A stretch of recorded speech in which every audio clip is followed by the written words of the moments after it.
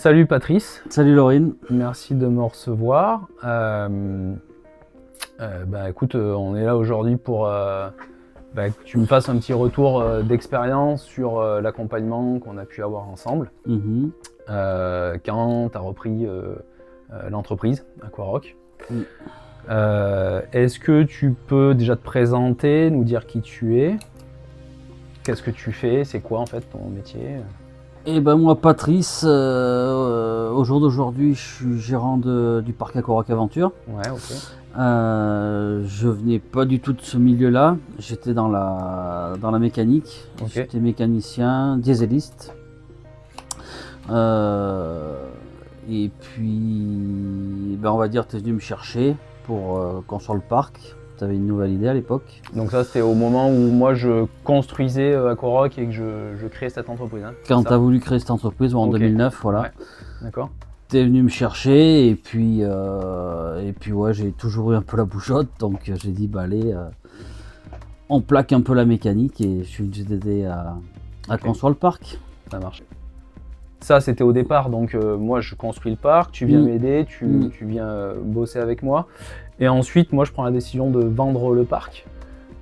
Qu'est-ce qui fait à ce moment-là que pour toi, qu'est-ce qui fait que tu as envie de reprendre l'entreprise en fait?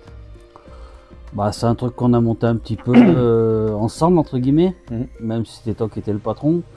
Et puis, c'était un peu le bébé, quoi. Ouais. Et puis moi, je m'éclatais sur la partie maintenance, construction, toutes ces choses-là. Ça, c'est ce qui me plaisait. La partie technique, on va dire, tu vois. Et du coup, finalement, avant de, quand tu te dis, je vais reprendre l'entreprise, je vais reprendre du coup, pas juste la partie maintenance, mais je vais reprendre l'entreprise. Qu'est-ce que tu te dis à ce moment-là? Est-ce qu'il y a des appréhensions? Les appréhensions, il y a des questions qui arrivent. Là, tu vas devoir gérer ton entreprise, il va y avoir de la partie papier, de la partie gestion, tout ça.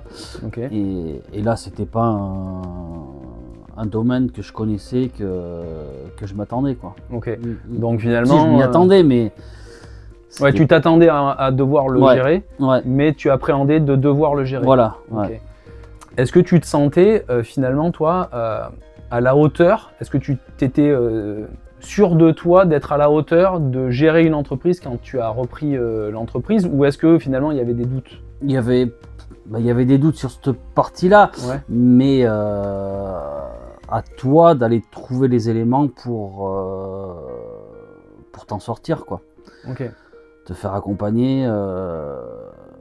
Il y a des outils qui existent pour un petit peu la paperasse, les devis, les choses comme ça, si tu veux. Le comptable qui est derrière pour poser les questions. Toi sur l'accompagnement, parce que je t'ai repris l'affaire et donc tu connaissais, donc voilà, sur certains trucs.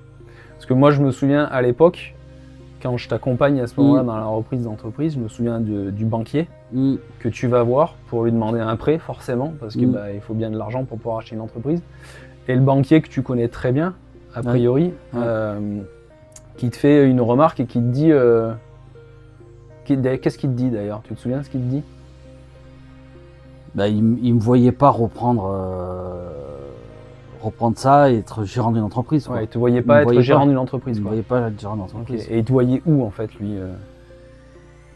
Ouvrier, fermé 8h, midi, 2h, 5h. Sur la partie technique. Technique. Donc finalement, il se disait, toi, t'es technicien, t'as pas ta place à être chef d'entreprise en fait, quoi. Et ça, du coup, ça t'a apporté plus de doutes à ce moment-là, ou comment tu prends la chose sur le moment quand il te dit ça? Non, parce que j'ai toujours été quelqu'un qui avance dans mon boulot et je sais pas si on peut appeler ça comme un défi pour aller lui montrer, mais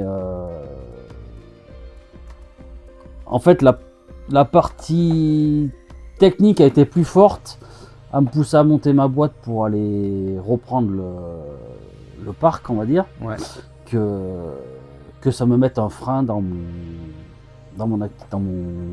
l'avancée de ce projet, quoi. Dans le lancement de ce projet. Si on parle un peu de l'accompagnement qu'il y a eu entre toi et moi, donc la manière dont j'ai pu t'accompagner à reprendre cette entreprise, comment tu dirais que ça s'est passé pour toi? Qu'est-ce que ça t'a apporté? Il y a eu un petit peu tout le montage pour créer l'entreprise, où tu m'as accompagné un peu. Il y a eu les outils que tu avais mis en place un petit peu pour... tous les outils de gestion, de suivi, tous les tableaux, Ok. Je savais un petit peu où j'allais, il y avait des tableaux Excel qui étaient en place, machin. Ça t'apportait quoi ça, le fait qu'il y ait ce cadre-là et qu'il y ait déjà ces outils en place? Qu'est-ce que tu y voyais comme intérêt là? Bah, ça te rassure de voir que tu es accompagné, ça te rassure de voir qu'il y a des outils qui existent. Et en plus, maintenant tu vois, depuis 10 ans, il y a plein de choses qui ont évolué, quoi. Ok. Donc si je comprends bien, avant de reprendre la boîte, finalement, au moment où tu veux te lancer, tu es un petit peu dans le flou en te disant je suis très bon sur la partie technique, ça c'est quelque chose qui me plaît, qui me donne envie d'y aller. Et en même temps, tu es un petit peu à avoir quelques doutes. Et finalement, une fois que l'accompagnement est fini, est-ce que les doutes que tu as pu avoir avant, est-ce qu'ils sont encore là? Une fois qu'on a terminé l'accompagnement? Non. Non, il n'y a plus de doute. Maintenant, pour moi, c'est logique, ça se fait. Ça se fait? Tu as réussi à le faire? Oui, ouais. on a réussi à le faire, à tout. Ça fait 10 ans que je suis en place, donc ça roule. Maintenant. Comment ça se serait passé pour toi s'il n'y avait pas eu d'accompagnement? Ça serait été plus compliqué. Beaucoup plus compliqué si tu n'avais pas été là. Je me serais tourné vers le comptable, vers d'autres personnes, je pense, automatiquement. Donc tu serais allé chercher de l'aide à l'extérieur pour t'accompagner finalement à t'en sortir, quoi. Mais ça serait été plus compliqué, je pense.